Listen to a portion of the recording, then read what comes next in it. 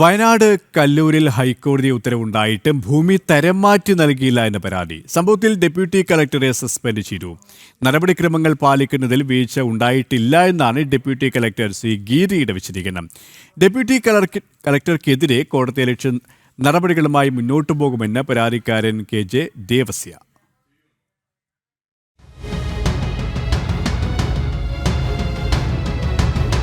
നൂൽപ്പുഴ വില്ലേജിലെ കല്ലൂരിൽ 10 സെന്റ് ഭൂമി തരം മാറ്റവുമായി ബന്ധപ്പെട്ട ഹൈക്കോടതി ഉത്തരവ് പാലിച്ചില്ലെന്നാണ് വയനാട് ഡെപ്യൂട്ടി കളക്ടർ സി ഗീതയ്ക്കെതിരെയുള്ള പരാതി ഉയർന്നതിനെ തുടർന്ന് ഡെപ്യൂട്ടി കളക്ടറെ സസ്പെൻഡ് ചെയ്യുകയും ചെയ്തു.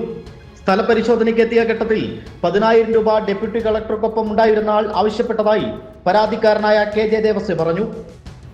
കോടതി അങ്ങനെ പറയും, അത് പഠിക്കുന്നില്ല, അല്ലാതെ കോടതി അങ്ങനെ പറയും. പക്ഷെ പറഞ്ഞിട്ടില്ല, വിവേചനാധികാരമുണ്ട് RDOയ്ക്ക്, അത് വെച്ച് എനിക്ക് ചെയ്യാൻ കഴിയുള്ളൂ. അപ്പോൾ ഞാൻ പറഞ്ഞു, അങ്ങനെയല്ല സാർ, ഇത് കൃത്യമായി പറയുന്നുണ്ടല്ലോ, ഇതിൻ്റെ പാരാമീറ്റേഴ്സ് പറഞ്ഞുകൊണ്ട് തന്നെയാണല്ലോ, ആ ഉള്ളടക്കം വായിക്കുമ്പോഴേ മനസ്സിലാവും. അങ്ങനെ പറയുന്നില്ല, അത് ഉചിതമായ തീരുമാനങ്ങൾ എടുക്കാനാണ് പറയുന്നത്. അവരുടെ കൂടെ ഉണ്ടായിരുന്ന ഒരു കക്ഷിയോട് പറഞ്ഞു, അത് നിങ്ങൾ ഇങ്ങനെയൊന്നും പറഞ്ഞ കാര്യമില്ല, ഒരു 10,000 രൂപ തന്നെ ശരിയാക്കി തരാം. കൃഷി ഓഫീസറുടെയും വില്ലേജ് ഓഫീസറുടെയും ശുപാർശകൾ പ്രതികൂലമായതുകൊണ്ടാണ് തരം മാറ്റൽ അനുവദിക്കാതിരുന്നത് എന്നായിരുന്നു ഡെപ്യൂട്ടി കളക്ടറുടെ പ്രതികരണം.